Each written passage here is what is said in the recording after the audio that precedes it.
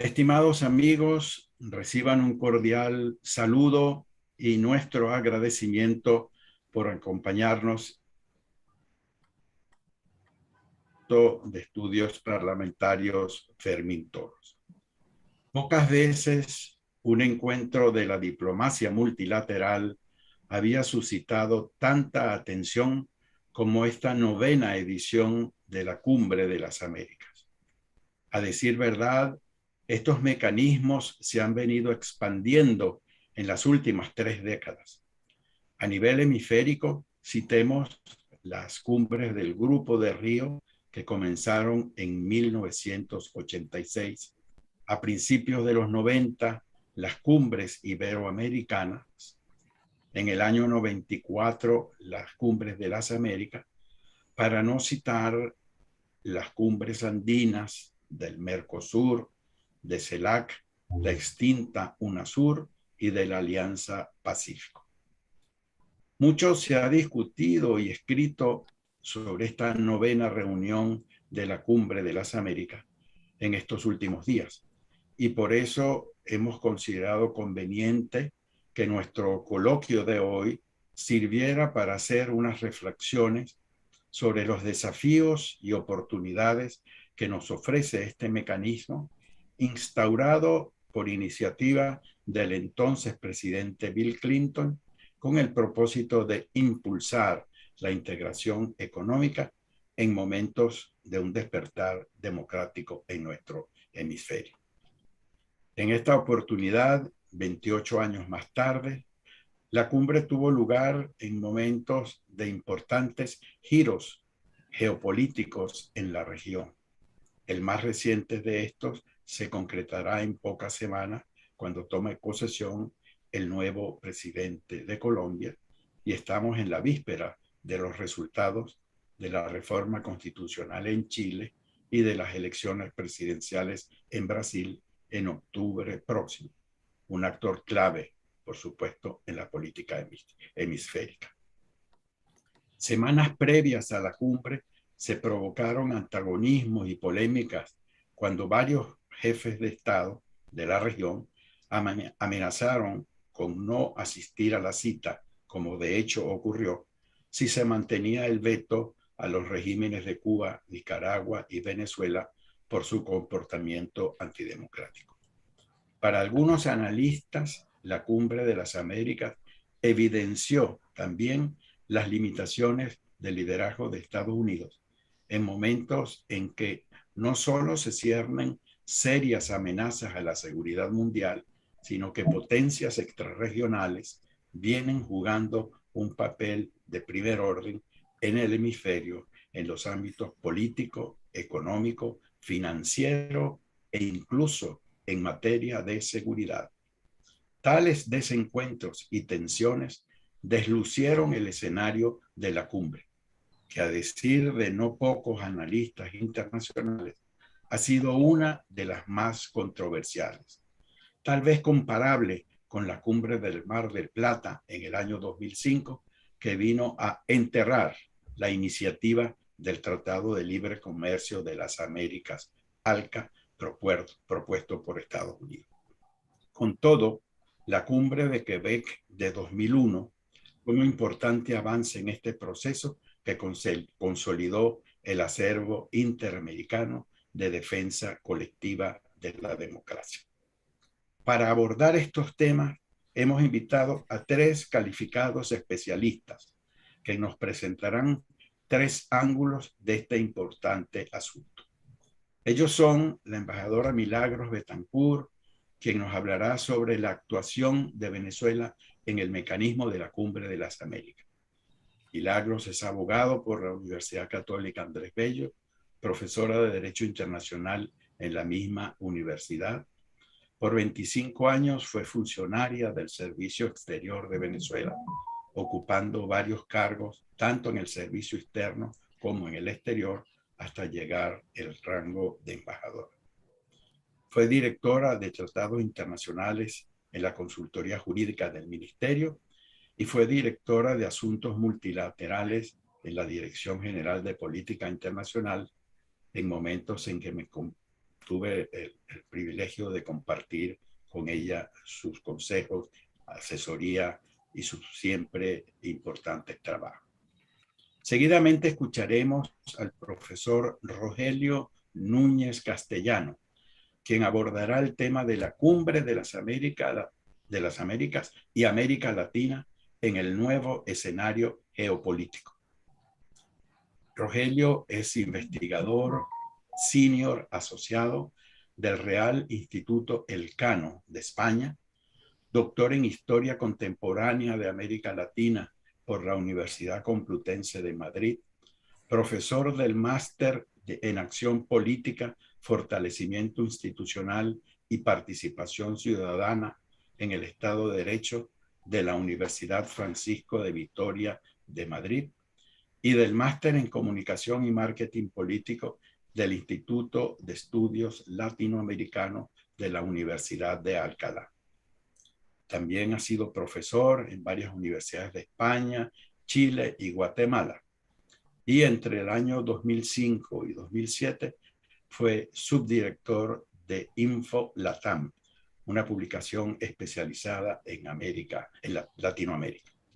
Finalmente, escucharemos al embajador Oscar Hernández, politólogo por la Universidad Central de Venezuela, también con una larga trayectoria en el Servicio Exterior de Venezuela, donde fue director general de Economía y Cooperación Internacionales y director general de Negociaciones Internacionales en el Instituto de Comercio Exterior. Oscar también se desempeñó como gobernador alterno del Banco de Desarrollo del Caribe en Barbados entre 2001 y 2004.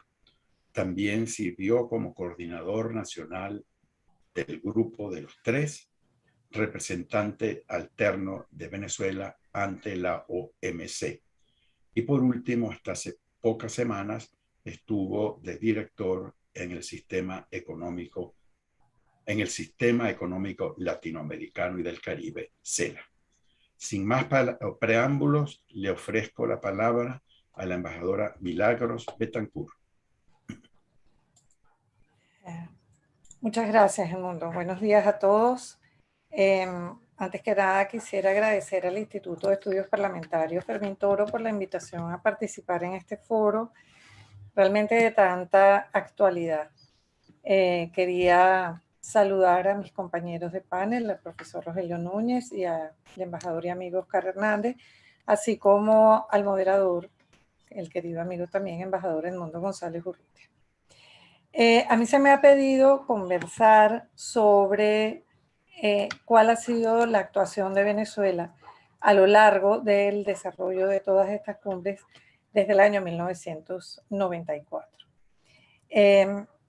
Y para abordar este tema, yo quería referirme primero a dos asuntos que estimo muy importantes como para enmarcar para el contexto y para la mejor comprensión. El primero de ellos es comentar muy brevemente, ya el mundo adelantó algo, sobre lo que es el proceso de cumbres, de Cumbre de las Américas.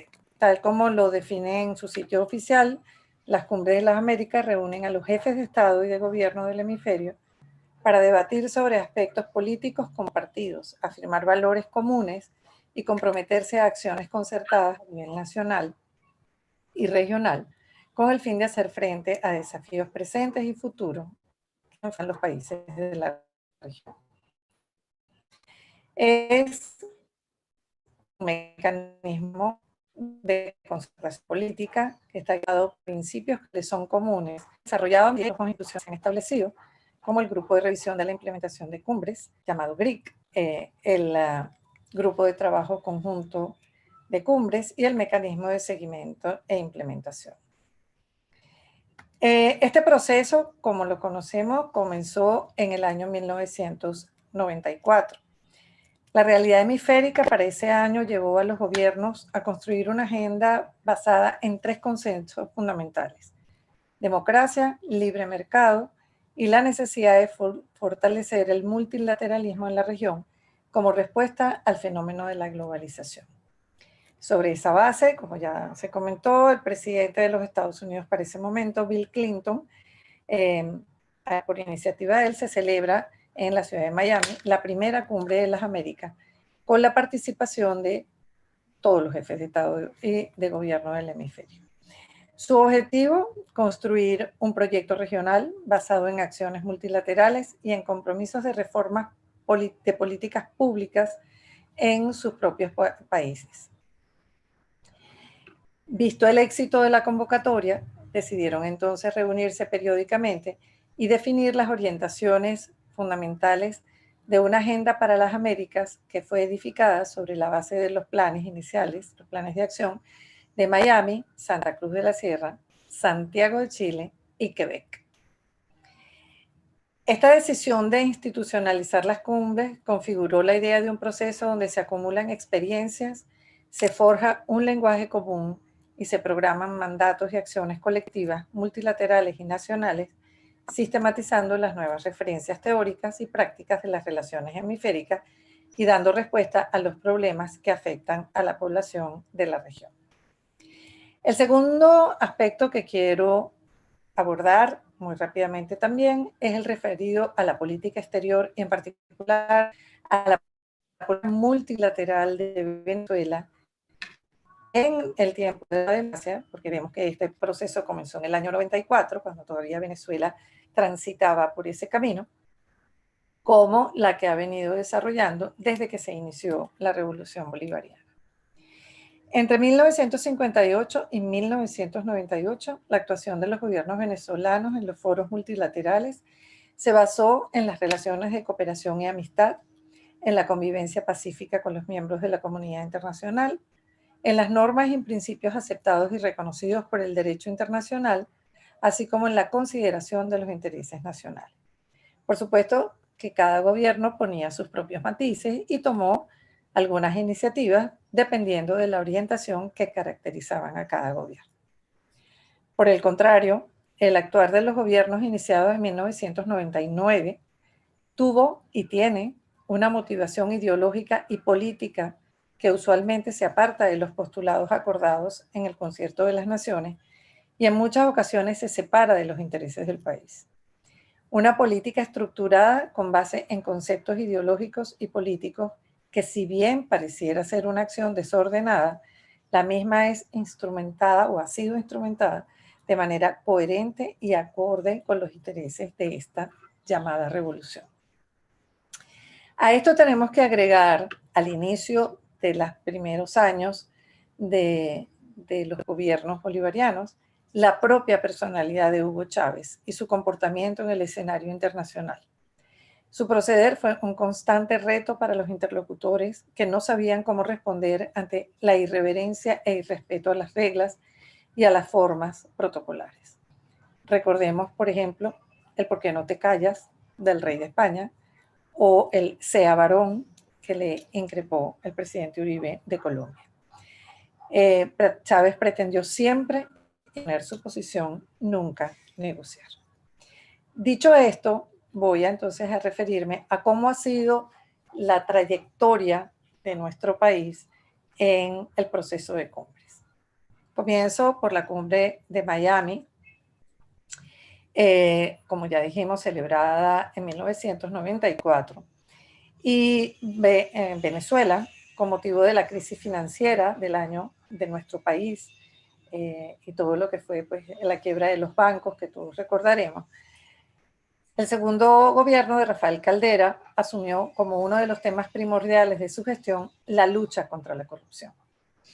La primera cumbre de las Américas fue el escenario propicio para que el gobierno de Venezuela, que recién iniciaba su gestión, presentara su propuesta de adoptar un instrumento internacional contra la corrupción. Señaló el presidente Caldera ante ese foro: la corrupción es un factor que deteriora la fe del pueblo en el sistema democrático, y esto es de mucha gravedad, porque precisamente erosiona el fundamento básico de la institucionalidad, que es la voluntad popular. En esta materia, el compromiso internacional y no solo la obligación de cada país de luchar internamente contra este terrible morbo es indispensable. La seriedad del planteamiento y la activa participación de nuestra delegación lograron que se incluyera en el plan de acción adoptado en esa cumbre la decisión de que los gobiernos desarrollarán en la OEA, con la debida consideración de los tratados y leyes nacionales, un enfoque hemisférico de los actos de corrupción en los sectores público y privado, que incluyan la extradición y enjuiciamiento de los individuos que hayan sido acusados de corrupción a través de la negociación de un nuevo acuerdo hemisférico o de nuevos arreglos dentro de los marcos existentes para la cooperación internacional. Venezuela inmediatamente, el 11 de enero, porque esta cumbre se realizó en diciembre, presentó ante el Consejo Permanente de la OEA el proyecto de Convención Interamericana contra la Corrupción, con aspectos muy novedosos para el momento, entre otros, la inclusión de los particulares como sujetos activos de los actos de corrupción cuando su actuación vaya en detrimento del patrimonio público.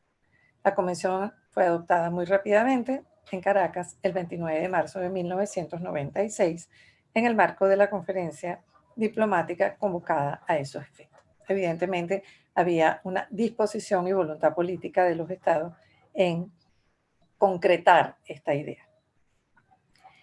En las 3 cumbres que siguieron hasta el año 98, los gobiernos democráticos de Venezuela participaron de manera muy activa en la cumbre. Primero en la cumbre sobre desarrollo sostenible, realizada en Santa Cruz de la Sierra, en Bolivia, en 1996, y en la segunda cumbre, celebrada en Santiago de Chile en el 98, en la cual es importante destacar, para lo que vendrá después, se instruye a los ministros responsables del comercio que inicien las negociaciones correspondientes a al ALCA, Asociación Latinoamericana planteada por los Estados Unidos para el libre comercio, y reafirman la determinación de concluirla a más tardar en el año 2005. Venezuela también tuvo una actuación muy destacada allí en la defensa del tema de los derechos humanos y de exhortar a los estados a hacerse parte de las distintas convenciones, y esto con motivo de los 50 años de la Declaración Americana y de la Declaración Universal de los Derechos Humanos. Llegamos entonces a la tercera cumbre de Quebec, año 2001, ya con el gobierno bolivariano. A partir del 99, del año 99, la democracia participativa y protagónica marcará la pauta de la participación de Venezuela en las reuniones multilaterales en los primeros gobiernos de Chávez. Este concepto de democracia, que se adapta a la visión socialista del gobierno, sirvió de argumento para dificultar y hasta detener las negociaciones e iniciativas de promoción y defensa de la democracia representativa, mandato expreso de la Carta de la OEA y que fundamenta prácticamente todo su funcionamiento, en particular en la elaboración de la Carta Democrática Interamericana. Asimismo, el gobierno de Venezuela criticó y rechazó el proceso de libre comercio que se pretendía establecer a través de la Asociación de Libre Comercio de las Américas, ALCA, antes referido, y en respuesta a ello, presentó la propuesta de un esquema de integración política y solidaria entre los estados vinculados a su ideología que tomase en cuenta a los pueblos y a la que Hugo Chávez denominó Alianza Bolivariana de las Américas, ALBA. En esta tercera cumbre, celebrada en Quebec en abril del 2001, la delegación de Venezuela defendió estas 2 posturas: insistir en la inclusión de la democracia participativa y en, de alguna manera, no estar conforme con el ALCA. Sin embargo, Hugo Chávez, a pesar de haber conocido previamente y autorizado las negociaciones a los funcionarios a aceptar el texto negociado, ya cuando se produce la reunión de jefes de Estado, detiene la sesión para solicitar se incluyan reservas de Venezuela a la declaración final en estos 2 temas, la democracia y el ALCA. Venezuela, por primera vez, rompe el consenso en una reunión internacional, sobre todo en un proceso de estos, el consenso regla de oro. Estas reservas, momento definitivo y cuya redacción me correspondió elaborar, fueron incorporadas en los términos siguientes y los leo muy rápidamente. La delegación de Venezuela desea reservar su posición acerca de los párrafos 1 y 6 de la Declaración de Quebec Por cuanto a juicio de nuestro gobierno, la democracia debe ser entendida en su sentido más amplia y no únicamente en su carácter representativo. Entendemos que el ejercicio democrático abarca además la participación de los ciudadanos en la toma de decisiones y en la gestión de gobierno con miras a la construcción diaria de un proceso dirigido al desarrollo internacional de la sociedad. Por ello, la delegación de Venezuela, el gobierno de Venezuela hubiese preferido, y así se solicitó a esta cumbre, que el texto de la declaración quedase reflejada expresamente el carácter participativo de la democracia. Y la segunda reserva, la delegación de Venezuela reserva su posición sobre el párrafo 15 de la declaración y el párrafo 6A del plan de acción, en virtud de las consultas que se llevan a cabo entre los diversos sectores del gobierno nacional en función de nuestra legislación interna para dar cumplimiento a los compromisos que se derivarían de la entrada en vigor del ALCA en el año 2005. Como consecuencia de esta postura, la negociación de la Carta Democrática Interamericana, como ya bien dije, se vio afectada. Venezuela insistió en su posición de incluir el concepto de democracia participativa y luego de mucho insistir y persistir, lo único que logró fue la inclusión de un artículo sobre la participación ciudadana en la toma de decisiones. De manera contradictoria a toda esta actuación, la Carta Democrática Interamericana fue aprobada por aclamación el 11 de septiembre del 2001 en la ciudad de Lima, Perú, sin ningún tipo de objeción, declaración, aclaratoria o reserva por parte de Venezuela. Y paradójicamente le tocó al gobierno de Chávez, quien fuera el primero en invocar su aplicación como motivo de los sucesos del 11 de abril del 2002. Como contrapartida a la Carta Democrática, Chávez propuso en la OEA la adopción de un documento similar que se ocupara de los asuntos socioeconómicos de la región y estableciera los parámetros para el comportamiento de los gobiernos en relación con estos temas. Se adoptó sobre la propuesta de Venezuela la Carta Social de las Américas el 4 de junio del 2012. Luego de este estreno estelar de Chávez en la cumbre de Quebec, tenemos entonces la participación en las cumbres posteriores. Es importante señalar que a partir de Quebec, el proceso de cumbres quedó definitivamente institucionalizado y vinculado a la OEA, que pasó a fungir como Secretaría General.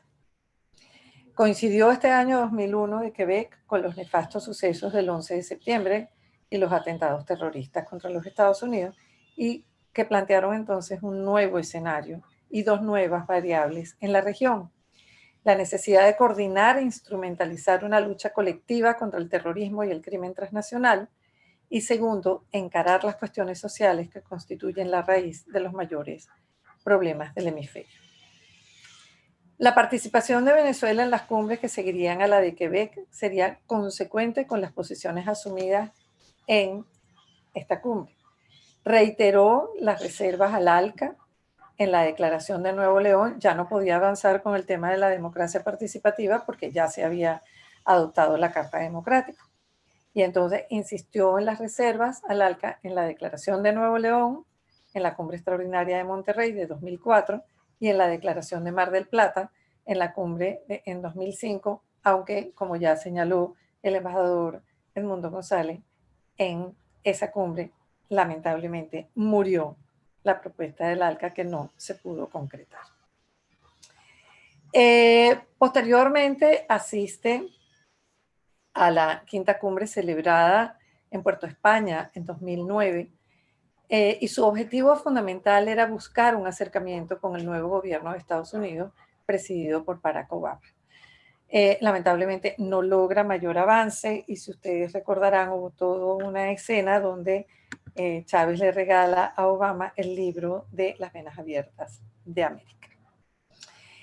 Ya para la siguiente cumbre, que es en la cumbre de Cartagena en el año 2012, Chávez no asiste. Ya sabíamos que su enfermedad había progresado, y en su lugar asiste Nicolás Maduro, canciller para ese momento, quien, como recoge la prensa y está pues reseñado incluso en algunos documentos, en tono amenazante, anunció que su país no volvería a una cumbre, como tampoco lo harían las naciones de la ALBA, si Cuba no asiste a la próxima. Ese fue el tema central en el cual Venezuela insistió. Ya no había que reservar la democracia, ya no había por qué reservar el ALCA, porque no existía. Entonces el tema era la inclusión de Cuba. Como sabemos, hubo mucha presión de varios gobiernos hacia Panamá para que se invitara a Cuba a la séptima cumbre que se celebraría el año 2015 en ese país. Y efectivamente eso sucedió. Cuba participa por primera vez en la Cumbre de las Américas, en la séptima celebrada en Panamá, y Maduro asiste por primera vez como presidente. Allí el tema central de Venezuela fue denunciar el decreto de Obama que declaraba a Venezuela, a nuestro país, como una amenaza contra la seguridad de los Estados Unidos y denunciar o rechazar la imposición de las primeras sanciones contra 7 funcionarios de su gobierno. En esa oportunidad, el decreto de Obama lo tradujeron a los 4 idiomas oficiales, a los 3 restantes idiomas oficiales de la OEA, lo repartieron a todas las delegaciones. Bueno, el discurso de Maduro es realmente poco incendiario. Denuncia la intervención de Estados Unidos en nuestro país y en definitiva pues plantea un discurso antiimperialista y además en apoyo absoluto e irrestricto a Cuba. Llegamos al año 2017, año de la 8ª cumbre, y ustedes recordarán lo que fue la crisis del país en ese año, las protestas, lo que el mundo veía que estaba pasando en nuestro país, y Maduro decide no asistir a la 8ª cumbre celebrada en Lima, Perú, pero Venezuela se convierte en el foco de atención de la reunión, en particular en relación con el tema de las elecciones que habían sido convocadas.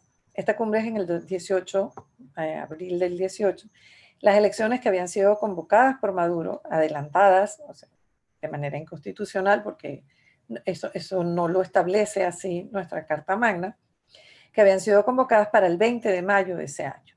Estados Unidos y algunos otros países las calificaron de fraudulentas, pero la mayoría de los mandatarios asistentes a la cumbre acordaron o expresaron que no reconocerían los resultados de esas elecciones, como en efecto sucedió. Comienza todo este proceso, el camino del autoritarismo que transita, comienza el desconocimiento, comienza entonces el tema del gobierno interino, que es reconocido por más de 50 países de la comunidad internacional, y empezamos a transitar por todo este camino difícil y turbio en el cual todavía nos encontramos.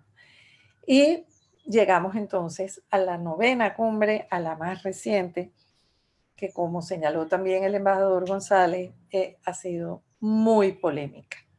Por primera vez se excluye a 3 países de la región o se impide la participación o no se invita, ustedes pueden utilizar el verbo que mejor les parezca. El hecho es de que se les impide la participación en la 9ª cumbre. Efectivamente, yo coincido en que hubo una falta de liderazgo de Estados Unidos, pero el fundamento de la no invitación o de la imposibilidad de que participaran está en el compromiso asumido en la 3ª cumbre de Quebec, que la verdad es que es una de las cumbres más importantes y que marcó pauta en la región. Y este compromiso, y lo voy a leer textualmente, el mantenimiento y fortalecimiento del Estado de Derecho dentro de los compromisos y el respeto irrestricto al sistema democrático son al mismo tiempo un propósito y un compromiso compartido así como una condición esencial de nuestra presencia en esta y en futuras cumbres. En consecuencia, cualquier alteración o ruptura inconstitucional del orden democrático en un estado del hemisferio constituye un obstáculo insuperable para la participación del gobierno de dicho estado en el proceso de Cumbre de las Américas.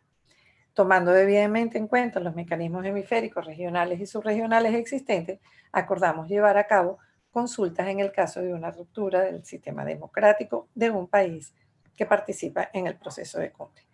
Aquí no hace falta abundar en cuál es la situación de estos tres países, incluyendo al nuestro, y pues este compromiso es el fundamento por el cual muchos países estuvieron de acuerdo, o un número importante estuvieron de acuerdo, en que Venezuela, Cuba y Nicaragua no podían participar en la cumbre. Como saben también ustedes, Bolivia, Guatemala y México en protesta a esta exclusión tampoco participaron. Yo concluyo diciendo que la participación de Venezuela en las cumbres de las Américas comenzó de una manera muy exitosa, como fue la primera cumbre en Miami, donde realmente la propuesta de la Convención contra la Corrupción fue acogida y aprobada, el apoyo político y la disposición de los países fue total, terminando en la penosa situación actual en que nos llevó a la imposibilidad de participar en el proceso y en la reunión. Hay un solo detalle que me llama a mí la atención en el caso de los Estados Unidos, y es que yo creo que mantuvo una situación un poco tibia porque Venezuela quedó ausente de representación porque tampoco fue invitado el gobierno interino, a quien los Estados Unidos reconoce, pero que al decir de ellos mismos era preferible que no estuviera porque pues ya no todos los países en Latinoamérica tienen la misma postura frente al llamado gobierno interino. Les agradezco mucho su atención y a la orden para cualquier comentario o pregunta. Muchas gracias.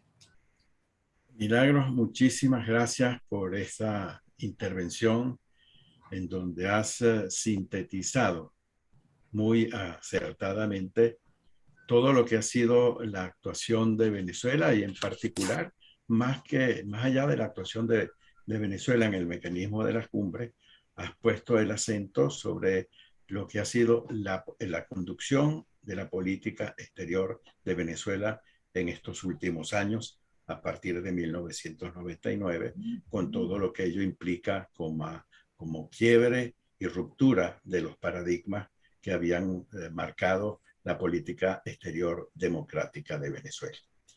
Corresponde ahora el uso de la palabra al profesor Rogelio Núñez, quien nos va a hablar sobre la Cumbre de las Américas y América Latina en el nuevo escenario geopolítico.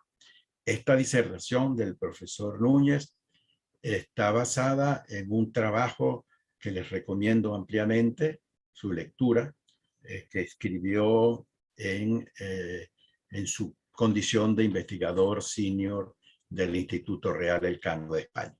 Rogelio, tienes la palabra. Muchísimas gracias, Edmundo, y muchísimas gracias tanto a ti como a tu equipo y a la institución en la que estás, y gracias por la invitación. Quiero ser muy breve, quiero ir muy al grano para que luego podamos abrir las preguntas o los comentarios. Bien, la Cumbre de las Américas, que se celebró en Los Ángeles, estuvo rodeada fundamentalmente de mucha expectación, sobre todo antes de que se llevara a cabo. Había muchas esperanzas en que esa cumbre pudiera responder a dos temas trascendentales y estructurales. Primero, el tema de la crisis por la que atraviesa América Latina desde un punto de vista económico y también social, por supuesto, sobre todo a raíz de la pandemia que ha acelerado muchos de sus problemas estructurales. Se pensaba que la cumbre podía ser la puesta en escena de un proyecto continental, una especie, vamos a ponerlo entre comillas, de plan Marshall para la región, o por lo menos una especie de que América Latina pudiera encontrar su posicionamiento con respecto a Estados Unidos y como aliado económico comercial de Estados Unidos frente a la penetración china, evidentemente. Por otro lado, también había muchas expectativas porque el contexto internacional ha cambiado fundamentalmente desde febrero con la invasión rusa a Ucrania, y por lo tanto se pensaba que América Latina pudiera cumplir un rol mucho más decisivo como factor fundamental para los países occidentales, para la Unión Europea, pero también para Estados Unidos dentro del conflicto frente a Rusia. Bien, todas estas expectativas que hacían pensar que quizá América Latina podría cumplir otro rol y tener otra función dentro del contexto geopolítico mundial, pues básicamente podemos decir que han fracasado. No se ha cumplido ninguna de estas expectativas que se esperaban. ¿Por qué? Las razones son varias, pero bueno, en primer momento podríamos pensar que Estados Unidos ha carecido, hablábamos antes, hablaba la profesora Milagros Betancourt sobre el liderazgo débil de Estados Unidos. En realidad Estados Unidos no ha tenido un proyecto para América Latina y tampoco ha tenido una política para América Latina. El proyecto, que era el que yo comentaba antes, era una especie de, llamémoslo para que nos entendamos todos, plan Marshall para la región. Eso en ningún momento se ha puesto sobre la mesa. Esa idea de que América Latina pudiera llevar a cabo, con la ayuda y con la colaboración de Estados Unidos, de un cambio de su matriz productiva y de su proyecto económico, eso no ha tenido lugar. La idea de que América Latina se convierta en un reservorio de las inversiones extranjeras de Estados Unidos en el exterior, es decir, el famoso nearshoring, es decir, Estados Unidos repatriando las inversiones que tiene en Asia y utilizándola como plataforma a los países amigos, es decir, los países latinoamericanos. Ese proyecto global para la región no se le ha puesto letra negro sobre blanco y no se ha hablado de temas concretos para llevarlo a cabo. La realidad es que, como todos ustedes saben, el panorama se ha prácticamente reducido al tema migratorio. El tema migratorio es clave, es muy importante, es política interna estadounidense y también es política externa de Estados Unidos en su relación con los países latinoamericanos.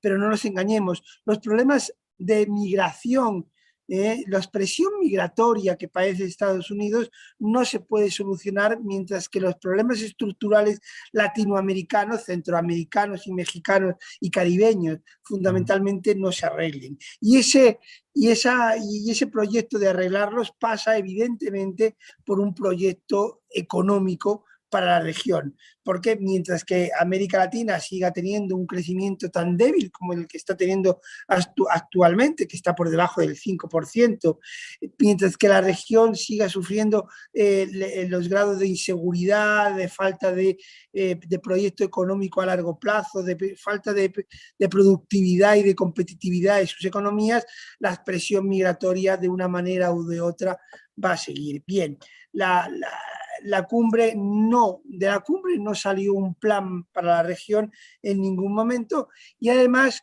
como ha constatado la profesora Betancourt y el propio Edmundo González, realmente la cumbre se debatió en un debate, si me permiten la expresión, sobre si debían o no debían acudir Cuba, Venezuela y Nicaragua.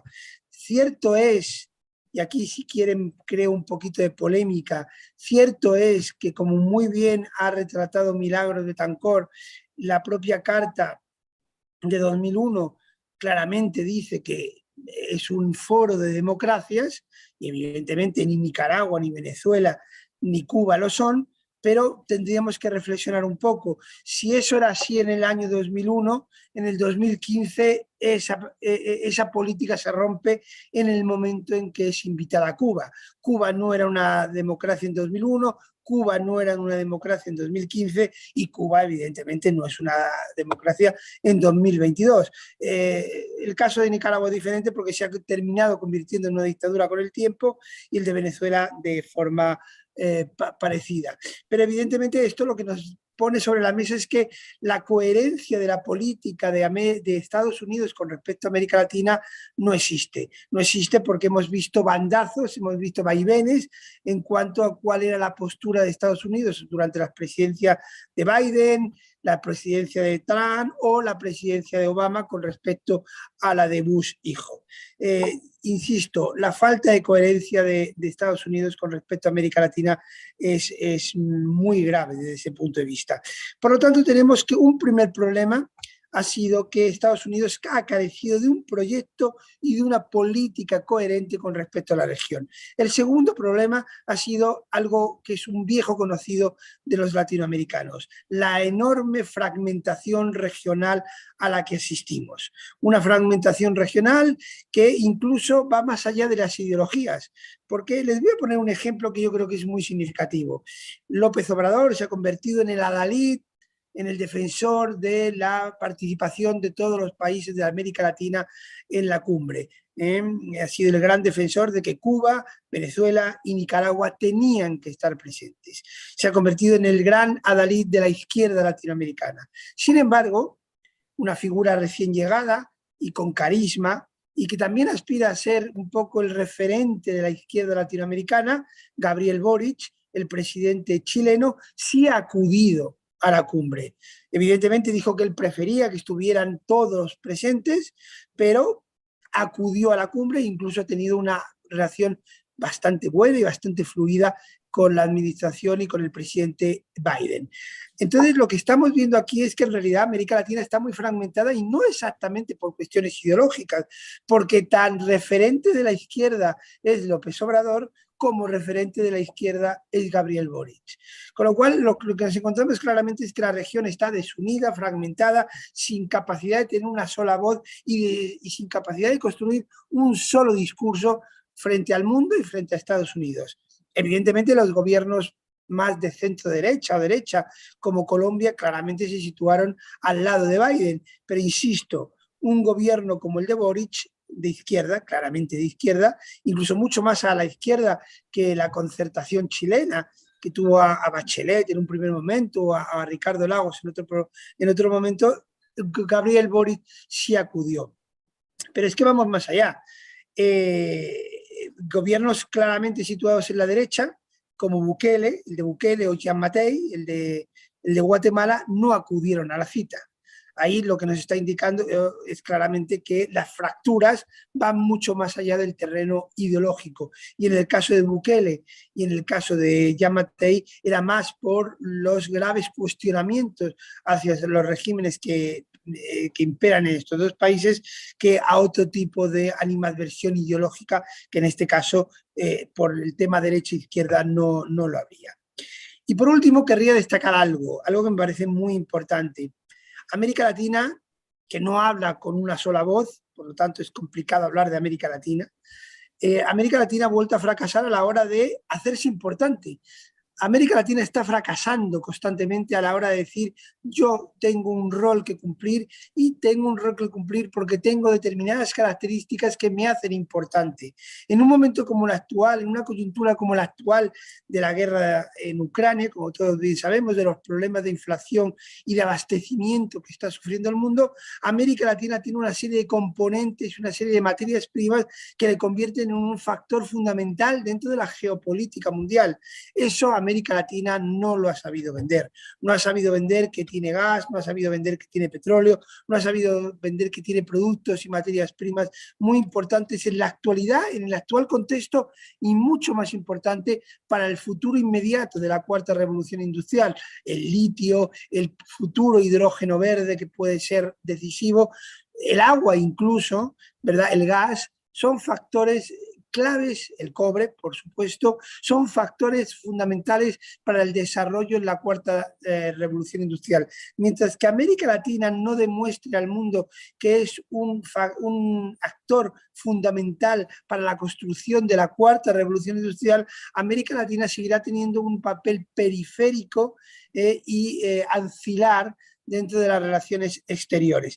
Yo creo que es muy importante que América Latina tenga en cuenta que tiene mucho que aportar, pero mientras que no tenga una voz única o por lo menos una voz coordinada en materia internacional, ya digo, el papel de la región, por desgracia, va a seguir siendo muy, muy secundario. Bueno, yo lo dejo aquí y así abrimos el turno después de la participación de Óscar Hernández, del profesor Óscar Hernández, para las preguntas. Muchísimas gracias a todos. Muchísimas gracias a ti, Rogelio, por esta presentación donde nos has dibujado las debilidades que afectan a la región y la ausencia de un plan concreto donde América Latina pueda hacer valer las ventajas y las habilidades con las que tiene. La ausencia de un plan, la participación y las fracturas que existen en las distintas visiones en América Latina, como lo señalaste claramente, con las ausencias de algunos jefes de Estado, más allá de los 3 que no fuesen invitados. Son visiones distintas, hasta cierto punto contradictorias, que conspiran en la construcción de ese mensaje coherente que debe tener América Latina si se quiere presentar como una oportunidad. Vamos a escuchar ahora al embajador Óscar Hernández, quien nos va a hablar sobre las alianzas globales y regionales. Adelante, Óscar. Muchas gracias Edmundo. En primer lugar, quiero agradecer la gentil invitación a este coloquio, la Cumbre de las Américas, Retos y Oportunidades, del Instituto Parlamentario y al embajador Edmundo González por esta gentileza. Saludo a mis compañeros de mesa virtual, al embajador Milagros Betancourt y al profesor Rogelio Núñez, que han presentado ya un panorama muy completo sobre, en primer lugar, la evolución en la historia, el mecanismo de esta cumbre y después el análisis sobre la situación real de la región, sus vínculos y, por supuesto, las faltas de coherencia. Yo agregaría, como decía el profesor Núñez, que la incoherencia no solamente de Estados Unidos hacia América Latina, sino definitivamente de América Latina hacia los Estados Unidos.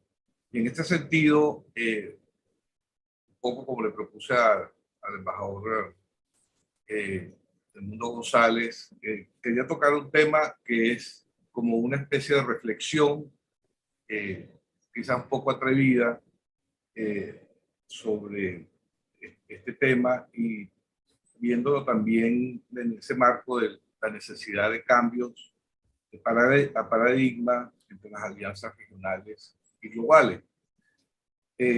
Sobre todo porque esta etapa post-pandemia o en pandemia nos obliga a plantear una agenda distinta hacia dónde debemos dirigir los esfuerzos, ya que está de moda los replanteamientos.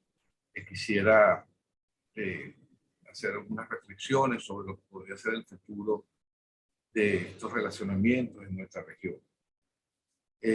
Por supuesto, dejo abierto desde el principio que se tenga muy claro que para nadie en su sano juicio negaría el multilateralismo como herramienta global para alcanzar y equilibrar las relaciones globales, pero quisiera que esta reflexión no fuera a verse como una contradicción en ese sentido y se entendiera como una semilla para entender hacia dónde debería de dirigirse en el futuro las relaciones globales y los nuevos retos que tenemos en materia de alianzas estratégicas. Y por eso digo que en esta oportunidad quiero dedicarme más a resaltar los retos y oportunidades, más que los retos y oportunidades de la cumbre, a destacar precisamente basado en el hecho de este nuevo encuentro hemisférico que se realizó, como bien se ha dicho, sin mayores penas ni gloria, acentuar bajo esta experiencia hemisférica que reunió a casi todo el continente, que el mundo que se aproxima a concluir un primer cuarto del siglo XXI requiere una nueva estrategia en lo que se refiere a alianzas regionales y globales. Las relaciones entre naciones de estos tiempos nos sitúan ante un dilema. ¿Cómo abordar nuestros intereses estratégicos y nuestras alianzas a la luz de nuevas amenazas y el rediseño del relacionamiento a nivel global? ¿Cómo podemos plantear esa nueva interacción a nivel regional y global? Pensemos en el antes y en el después de Ucrania, para ver si estamos en un giro y reacomodo en donde los relacionamientos internacionales tendrán que basarse en nuevos principios. Ya no es suficiente aproximarnos sobre la premisa de que las relaciones internacionales se construyen bajo el principio que bien lo resume la magistral frase tan repetida de Lord Palmerston, primer ministro y ministro de Relaciones Exteriores del Reino Unido, quien afirmaba que los países no tienen amigos sino intereses. Decía, no tenemos aliados eternos y no tenemos enemigos perpetuos. Nuestros intereses son eternos y perpetuos y nuestra obligación es vigilarlos. Lo cual, en pocas palabras, significa que los amigos y los enemigos son transitorios y dependen de las circunstancias. Sin embargo, no queremos minimizar esta frase tan importante y prácticamente obligatoria en la academia sobre temas internacionales, pero no queremos minimizar la dicotomía también y la importancia entre el interés nacional versus la ideología. En ese sentido, quisiera resaltar un pequeño gráfico que nos demuestra estas dicotomías y estos relacionamientos en un pequeño gráfico que tendríamos allí primero. No sé si la gente de equipo de apoyo me puede ayudar para verlo. Que es un pequeño gráfico que tenemos sobre las alianzas estratégicas de Venezuela.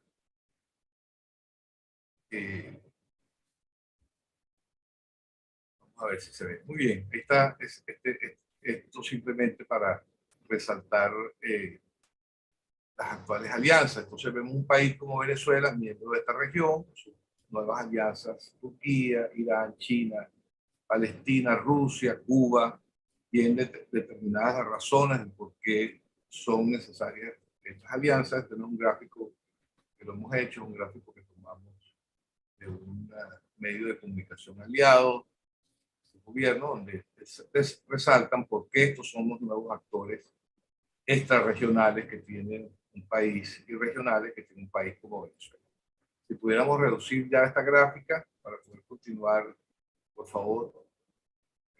Entonces, por ejemplo, esta cumbre de las Américas, que dejó poca sustancia, permitió demostrar las disparidades de intereses y objetivos, las diferencias ideológicas marcadas entre gobiernos, y más que construir puentes, se convierten en obstáculos que arremeten es contra la posibilidad que los países se concentren en agendas positivas independientemente de sus visiones del mundo.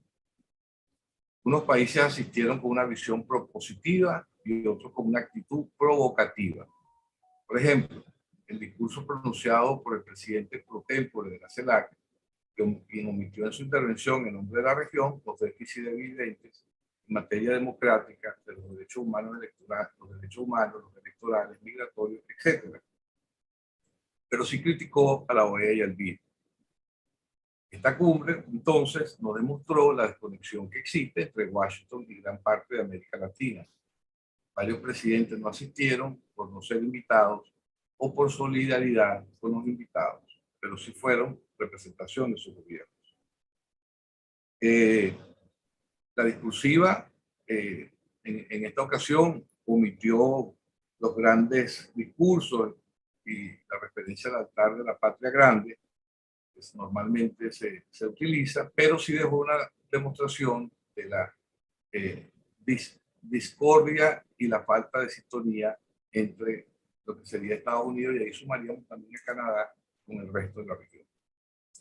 Entonces, nos volvemos a plantearnos un pensamiento sobre lo que nos viene por delante y la situación real en el contexto más global. El sistema internacional que se configuró con el fin de la Segunda Guerra Mundial entró en definitiva barrena, no porque a lo largo de los años no hubiese sufrido de crisis coyunturales, sino porque en estos tiempos, 70 años después de su ensamblaje, principalmente con la invasión de Rusia a Ucrania, los cimientos de ese ya viejo orden, basado en el equilibrio, la búsqueda de la paz permanente y la seguridad internacional a través de un sistema de seguridad colectivo, tal como establece la Carta de la ONU, basado en el derecho internacional, en la protección de las relaciones globales y bilaterales, y la joya de la corona posterior, la globalización económica como herramienta para la discusión. Por el contrario, como bien lo indica un artículo de esta semana en The Economist, la nueva globalización se busca más que la eficiencia, la seguridad. Busca socios en los que se pueda confiar, en gobiernos que son amigables con otros, y esto no cambia el paradigma de los beneficios de la apertura del mercado. Entonces vamos a ver si la gente de apoyo me puede mostrar la tercera lámina, donde veíamos un poco, podemos ver un poco la visión de esa integración a nivel multilateral que nos permite confirmar esta visión sobre cómo vemos exactamente. Entonces aquí tenemos, aquí sería el gran esquema que hemos manejado, trabajado y conocido sobre cómo fortalecer las relaciones económicas, comunitarias y otras a nivel global, que es donde yo veo que está la ruptura en estos momentos. Ahí hay uno de los gráficos que nos señala es el compartir valores en materia socioeconómica entre los distintos sistemas.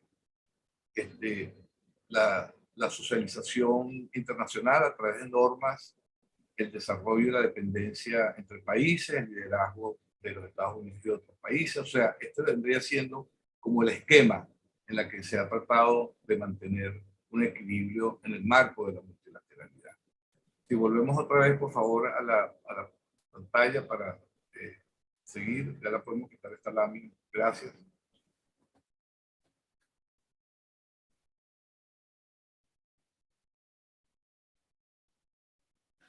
Muy bien. Entonces, decimos entonces que el cuadro al que está sometido el planeta hoy día demuestra que el mundo no estaba preparado para ampliar la interculturalidad, en mi opinión, y para garantizar mercados estables basados en normas, y mucho menos para crear un mundo multilateral, aún dentro de la multipolaridad que se dibuja después de desaparecer la Unión Soviética.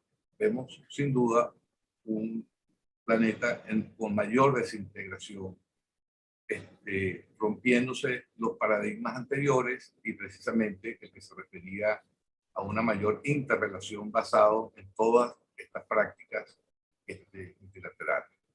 Insisto, no quiero que se extienda que estoy dejando de darle mérito a estos esfuerzos de la multilateralidad, pero creo que, como veré un poquito más adelante, que hay un nuevo replanteamiento que se puede y se debe replantear, sobre todo cuando vemos un poco el escenario de nuestra región. Los organismos internacionales, por su parte, entran en una crisis de identidad y efectividad.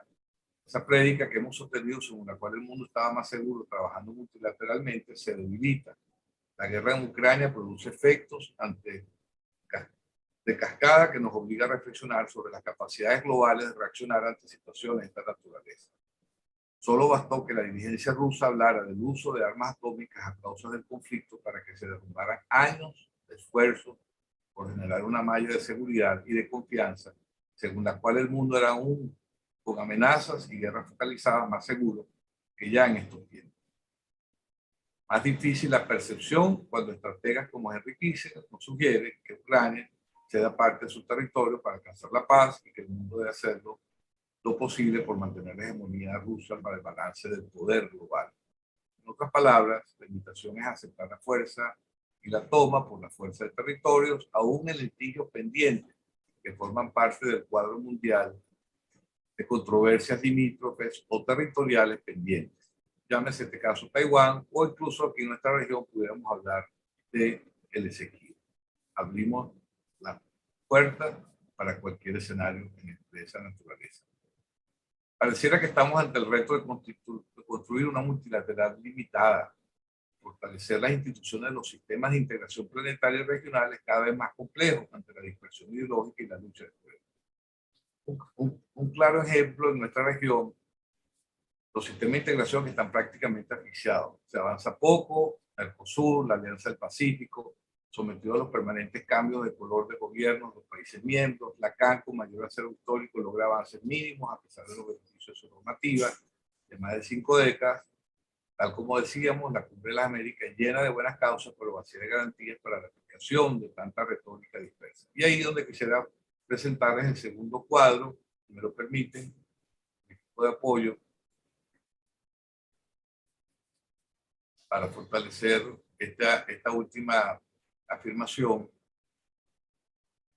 Tendría siendo el segundo, el que tiene los distintos sistemas de integración a nivel regional.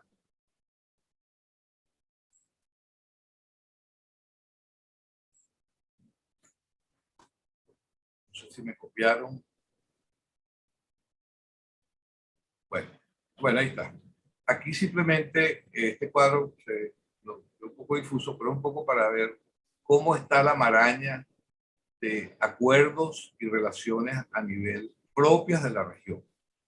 Vemos un Mercosur desmantelándose, una comunidad andina frenada, vemos alianzas estratégicas como las del ALBA, inserciones que también demuestran una gran fragilidad y en donde la infuncionalidad y la capacidad de prestar un servicio que sea realmente producente en el marco del desarrollo social, político y económico es evidente. Esa es nuestra región en esta dispersión. Entonces seguimos, por favor, podemos quitar el cuadro.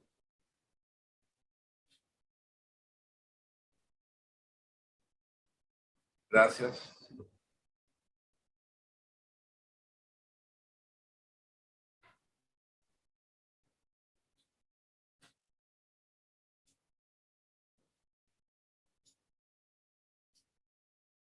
No me han quitado el cuadro para poder seguir con el texto. Ok.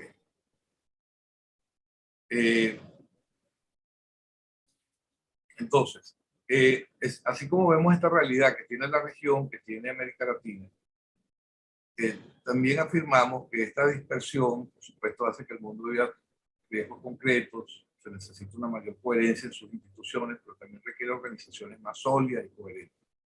Los organismos internacionales son una pieza para fortalecer un sistema global de alerta temprana, respuesta inmediata y control de daños para evitar que situaciones como la guerra que se vive en el centro de Europa, consecuencia de una invasión que no debía haberse producido en violación del precepto básico del derecho internacional. El jus bellum como derecho solo existe y aún debatido cuando se justifica y solo cuando su propósito es prevenir o detener una catástrofe humanitaria. Entonces, si afirmamos que el sistema actual se debilita tanto global como regionalmente, entonces nos preguntamos, y posiblemente quienes escuchan se preguntarán igual, entonces ¿cuál es la salida? ¿Cuál es la que está proponiendo? Entonces diría que creo que estamos ante una nueva oportunidad, o mejor dicho, una nueva necesidad, que sin duda puede sonar contradictorio a la pluma de un diplomático, de una pausa a la globalización, a la multilateralidad hueca, a los organismos internacionales ineficientes y a las organizaciones civiles disfrazadas de cualquier forma, pero que poco sirven para ayudar a la creación de un mundo mejor. Esta no se decreta, pero la realidad está demostrando, independientemente de la retórica, que hay saturación, ineficacia e incapacidad para responder a la amplia normativa internacional vigente. Es tiempo, en mi opinión, de volcarnos a lo que denominé en un reciente artículo que publiqué en varios medios, lo que llamaría la microglobalización, entendiendo esta como la opción integral en un todo, parcialidades homogéneas dispuestas a mantener previsibilidad ante acuerdos y visión del mundo. Esto es integración, democracia y facilidad en comunicaciones, libre movimiento de mercancías o extensión de los derechos y extensión de los derechos humanos. Ya la globalización que hemos ocupado pareciera llegar al fin. El mundo se fragmenta en lo económico y en lo político. Un nuevo desorden internacional está en pleno nacimiento. Por ello, la nueva realidad quizás sea la de que volquemos a lo más elemental, un planeta de like-minded, de pensamientos similares. Esto es, que estén juntos los países que tienen las mismas causas, las mismas ideas. Eso que se llama el coalition of the willing, en lo político, del comercio, de las relaciones internacionales, del ambiente, de los derechos humanos, de la integración. Y paremos de contar cuántos tenemos agendas paralizadas tenemos en el marco de organismos internacionales. En ese sentido, diría que hay que darle una pausa a tanta situación adversa. Recientemente veíamos en la última reunión ministerial de la Organización Mundial del Comercio, después de muchos años prácticamente paralizada la organización, unos pequeños avances. Ahora, la pregunta es ¿por qué estaba paralizada? Porque hoy en un organismo internacional de las características de la OMC, con 160 miembros, nos encontramos con una gran parte de la membresía que no cree en los principios básicos y fundamentales que hicieron la creación de la OMC después del CAT. Y lo que ha terminado es paralizado. Lo mismo lo vemos en la instancia de derechos humanos, nos encontramos en distintas comisiones en el marco de Naciones Unidas. O sea, vemos un sistema internacional paralizado, chantajeado y secuestrado muchas veces por visiones limitadas ideológicas que no quieren participar y jugar unas reglas que normalmente los países se han dado o se han propuesto. La normativa internacional es más que amplia. Hay suficientes organismos en la búsqueda de cumplir preceptos que no lo pueden hacer porque hay un permanente freno a esa posibilidad. Entonces, en ese sentido, pensaría que el mundo está en una etapa que necesita parecerse a sí mismo y no este melange en donde todos somos un poco de todo y al final somos tan diferentes. Unos amamos la paz y otros justifican las guerras en su misión, en el poder y vivir del poder. Tal como lo refería señalado la situación de las Américas en relación a la cumbre. En las alianzas regionales deben estar los que quieran estar, con ganas de unir y construir. Ya las Américas deberían ser homogéneas, pero si no puede, que sea unas varias de similares pensamientos. Que, por ejemplo, el ALBA. El ALBA es un like-minded. Si es eficiente, si deja alguna huella, si tiene alguna importancia, no la califico, pero es un grupo de like-minded. Este mismo concepto aplicaría para todas las alianzas globales y los organismos internacionales secuestrados muchas veces. La mayoría de los países forman parte de múltiples organizaciones internacionales, se aproxima a 50 por cada país, además sobre los cimientos de más de 70.000 instrumentos normativos internacionales. No es cualquier cosa definitivamente. Cada visión del mundo asumiendo su propia responsabilidad. Que cada gobierno se encargue de mantener a sus pueblos con el nivel que desea. Mientras tanto, así como en la vida real, que cada visión tenga su club y que ellos estén quienes se sientan a gusto. Para bailar tango se necesitan dos sincronizados. Y algo que vemos en América, que esa sincronización no existe. Para mantener, por ejemplo, en este continente armonía y que las relaciones entre los estados funcionen, se requiere más transparencia y que cada país se aboque a sí mismo y decida quiénes son sus verdaderos amigos con los que están dispuestos a hacer causa común. En otras palabras, el espíritu de esta reflexión está relacionado a la necesidad de que los países estén en alianzas entre similares. Por ejemplo, veo para esta región un club sólido de países que se reconozcan por la democracia, por respeto a la democracia, por su admisión de poderes independientes, por el respeto a las libertades individuales, por la no existencia de censuras y precios políticos, etc. En este sentido, que recogen los principios mismos de la Carta Democrática y sobre esa base se aboquen a trabajar conjuntamente sobre los graves problemas que tiene esta región. Por el otro lado, estarán países con sus propios valores y organizados por medio de un esquema, por ejemplo, como lo mencioné anteriormente, que es el ALBA. Seguramente ahí se sentirán más cómodos países latinoamericanos y del Caribe. Lo importante es que se le dé sentido a la pertenencia de bloques con sus propias agendas positivas, como dije antes, que versus las agendas de la confrontación que generan gran frustración en los ciudadanos y a la posibilidad de avanzar en propuestas vinculantes. Pensaba, y un poco recordando las intervenciones de la embajadora Betancourt y del profesor Núñez, ¿qué hubiese pasado si el ALCA, en vez de desmoronarse, a pesar de todo el esfuerzo que se hizo por allá en el 2005, un grupo amplio de países que en ese momento estaban dispuestos a una negociación hemisférica, se hubiesen mantenido unidos?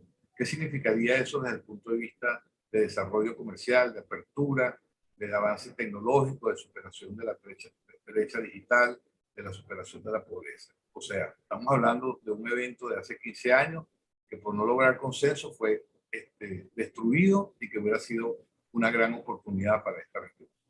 Entonces, estas reflexiones las dejo abiertas, entiendo que pueden ser polémicas, no están en el manual ni de la formación que recibimos durante años en el multilateralismo, pero que creo que son importantes, porque al final y al cabo, las grandes retóricas, las grandes invitaciones que se hacen en estos foros quedan muy lejos en la práctica por su carácter de inaplicables, porque no hay mandatos sólidos, y entonces vemos repetición tras repetición, lo que significa frustración tras frustración para los países, para los ciudadanos de los países que ven estas cumbres permanentes en donde muy poco se avanza. No llegaría a los extremos de decir que son totalmente ineficaces, pero la práctica nos ha demostrado que vamos en un proceso de retroceso y en donde creo que estamos a tiempo de que los países decidan efectivamente de qué lado quieran estar, y los que quieran estar en una agenda positiva, pues simplemente que se mantengan trabajando y que los cambios de visión interna que se den puedan siempre dejar abierta la posibilidad de que se inserten ante el macro. Eso es en general las reflexiones que quería dejar para la discusión. Muchas gracias. Muchas gracias, Oscar, por tu presentación sobre los retos y oportunidades de las actuales alianzas. En tu gráfico ilustrabas muy bien un grupo de países con los cuales Venezuela ha mantenido una estrecha relación de cooperación, entre los cuales aparecen algunos países que en muchos casos son o mantienen posiciones ajenas a nuestra tradición y vocación como país democrático y pacífico. Hablabas de la multilateralidad limitada y las debilidades de los mecanismos de integración que han dado como resultado ese, como tú mismo lo llamas, desorden internacional, y planteas algunas propuestas para solucionarlo. Como no tenemos, no quiero dejar pasar la oportunidad para escuchar algunos comentarios y preguntas de los participantes que ya están en el chat. Les recuerdo que si quieren formular alguna pregunta, pueden hacerlo a través del chat que está en la pantalla.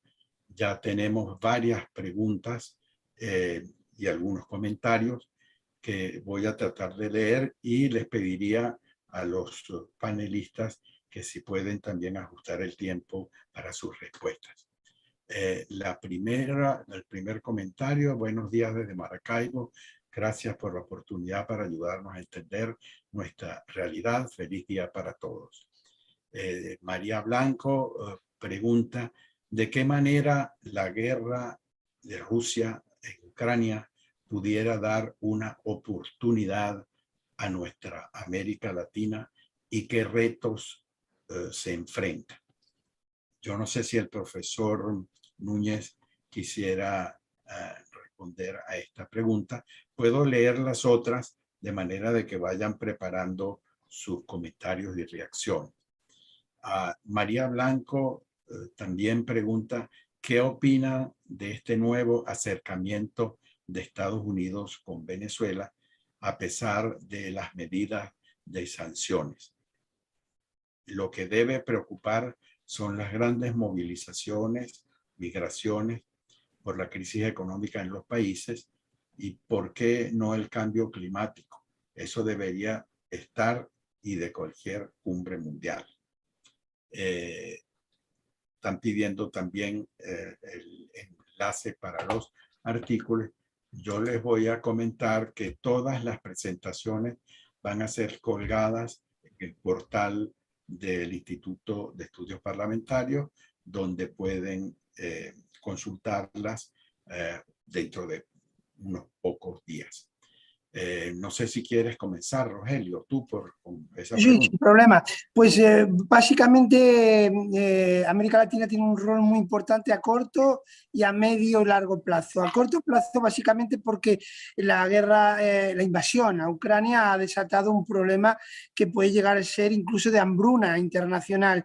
Y evidentemente si algo tiene muchos países de América Latina es la posibilidad de producir materias primas que puedan paliar de alguna manera esa hambruna internacional. Países como Argentina, como Brasil, con el propio México, como muchos países de la región, tienen una capacidad de producción agrícola y ganadera muy grande. Aparte, eso a corto plazo, pero a medio plazo ya estamos hablando de algo más estructural. La Unión Europea se ha dado cuenta, quizá un poco tarde, de la enorme dependencia que tiene de Rusia, por ejemplo, y el futuro pasa por diversificar en la procedencia de sus insumos energéticos. Y ahí el gas, el litio, el petróleo, el hidrógeno verde en un futuro que tiene América Latina y que va a tener América Latina resultan fundamentales para que esa dependencia de la Unión Europea se reduzca. Con lo cual, América Latina, si sabe jugar bien sus cartas, tiene un rol trascendental y estratégico que cumplir a corto y medio plazo. Muchas gracias, Rogelio. Oscar y Milagros, ¿tienen algún comentario a estas interrogantes?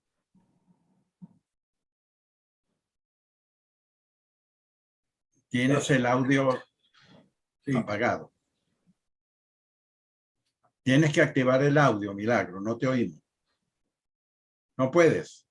Ahora sí, no, es que el anfitrión, Sí, el ya. anfitrión es el que tiene que unmutarme, como dicen ahí. ¿Me oyes ahora? Sí, perfecto. Mira, yo lo que quería referirme rápidamente, porque era a comentarme en relación con el tema migratorio y lo que ha representado aquí en América Latina la situación de Venezuela. Bueno, vimos que en esta última cumbre, pues bueno, se hicieron algunos acuerdos con el tema migratorio y darle todo el dinero a los países de acogida, etcétera, etcétera. Y yo simplemente quiero señalar que además de todos los problemas políticos, geopolíticos y estratégicos que se han generado a raíz de la situación de nuestro país, el tema migratorio es un tema central, particularmente para América Latina.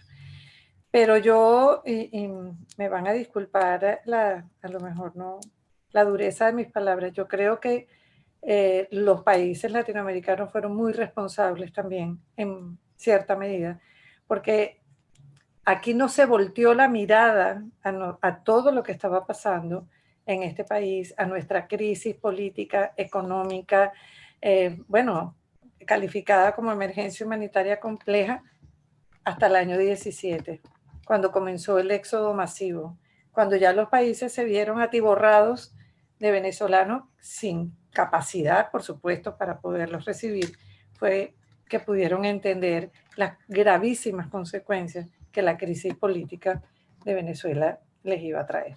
Entonces, los países han sido bastante coherentes, pero fundamentalmente en solicitar la ayuda a los países, a las organizaciones, y se han creado pues distintos foros y escenarios para apoyar a los países de acogida. Y siento que de alguna manera tendría que haber algún apoyo también a los venezolanos que de alguna manera pudieran regresar, o para que aquí hubiese algún cambio o se dieran las condiciones para que pudiesen comenzar a regresar los venezolanos. Yo creo que allí América Latina, pues, no sé, creo que no ha sido lo suficientemente coherente, y vuelvo con el tema de la coherencia, en abordar ese tema que tanto los ha afectado. Solamente quería comentar eso. Muchas gracias. Muchas gracias, Milagros. Oscar, ¿tú Sí, quieres agregar algo? Sí, bueno, sobre el primer tema lo dejo de último, reacciono un poco a comentarios muy acertados de Milagros. Efectivamente, el tema migratorio es un tema tan complejo, donde se le pone atención en el caso de Venezuela, particularmente a desde el momento de la crisis, a partir del año 2015, 16, pero se olvida que esto es una crisis que tenía origen desde el año 2000. O sea, hay suficientes estudios que demuestran las distintas oleadas de migración que se iba dando desde Venezuela, y la actitud de la región siempre fue muy tímida, aunque hay que reconocer el gran esfuerzo que hicieron los países receptores, muy meritorio, mucho más de avanzada y de apoyo de los que se habían dado en otros momentos de crisis en la región, pero también un actor ausente que era fundamental, que fue el país que originó la migración. O sea, Venezuela nunca aceptó esos contingentes migratorios, esa movilidad, nunca participó y trabajó conjuntamente ni con los países ni con los organismos internacionales para poder de alguna manera suavizar el impacto tan difícil y tan complejo, no solamente para los países, sino para los propios inmigrantes. Y sobre el comentario de Milagros sobre la posibilidad de la migración de retorno, pues eso es un tema abierto. Lamentablemente los estudios a nivel global indican que la migración de retorno es bastante limitada en el tiempo, ante situaciones. Sin embargo, ya existe una ley de migración de retorno voluntario que en algún momento que se llegara a aplicar pudiera ser un buen incentivo. Ahora bien, ante esa realidad, pues por supuesto también hay que pensar que si esa migración ya se produjo, la migración tiene todavía una gran capacidad de vincularse y ser útil y ser aprovechada no solamente por los países receptores, sino también por Venezuela en un futuro, porque tienes allí la posibilidad de que esa diáspora se convierta en una diáspora positiva en términos de contribución al desarrollo del país, y que sirva esto como una lección para el resto de América Latina tan vulnerable sobre cuáles deben ser las conductas y los métodos a utilizar, independientemente de las normativas a nivel internacional, del marco de la Convención de Naciones Unidas sobre inmigración segura, ordenada, etcétera, pero que se vea esto como una posibilidad que puede pasar en cualquier país y donde tendremos que tener en la región las herramientas, los instrumentos para hacer que estos procesos sean lo menos dramáticos posibles y se reconozcan las causas reales y estructurales que obligan a la gente a tomar una decisión de esta naturaleza, y en el caso de Venezuela, por supuesto, ha sido muy claro y obvio.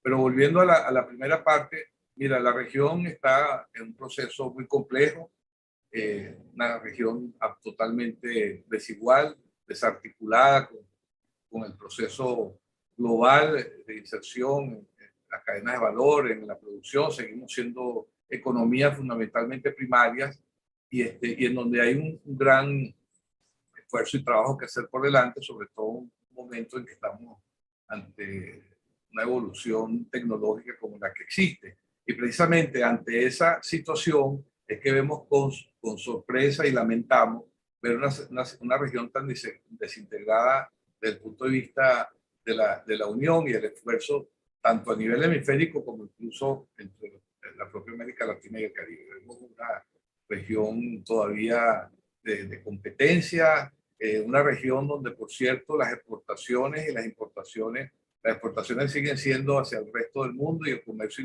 intrarregional sigue siendo muy limitado, muy bajo. Los conflictos todavía a nivel de países de la región, que sin duda merman la posibilidad de fortalecer las relaciones económicas, las inversiones, etcétera. Y entonces por eso cuando menciono y lanzo esa propuesta, mire, yo creo que es tiempo en que la región estén quienes tienen que estar. O sea, vivimos en el mundo de la retórica, de la gran patria, y en la práctica lo que hemos demostrado es que hay solidaridad limitada a nivel real y una gran desconexión con dos actores fundamentales en la región, como son, por ejemplo, México y Canadá, que es lo que, insisto, deberíamos más bien estar trabajando en una agenda positiva y no una agenda de conflicto permanente. Muchas gracias, Oscar, por estos comentarios finales. Ya nos toca concluir. Les confieso que yo estoy muy satisfecho en lo personal por este coloquio de hoy. Hemos escuchado 3 sólidas presentaciones con argumentos esclarecedores, explicaciones y antecedentes de un tema de gran trascendencia y que nos ilustra y nos ayuda a comprender cómo es el funcionamiento de este mecanismo de las cumbres de las Américas. También, como se ha mencionado en los comentarios finales, nos advierte sobre las debilidades que enfrenta nuestra región, debilidades que se traducen en términos de las desigualdades sociales, de la ausencia de un mensaje coherente, integrador y la necesidad de trabajar en conjunto. Yo, en nombre del Instituto de Estudios Parlamentarios Fermín Toro, quiero agradecer a los ponentes en primer lugar por su tiempo y por las presentaciones que nos han hecho y a todos los participantes que se unieron a este foro de hoy, a este coloquio de hoy, agradecerles nuevamente su asistencia. Muchísimas gracias por acompañarnos y será hasta una próxima oportunidad. Muchísimas gracias, Edmundo, y a todos los asistentes. Un abrazo. Un abrazo para ti, Rogelio. Chao. Chao. Gracias. Chao. Chao, gran abrazo, saludos. Adiós, saludos a todos.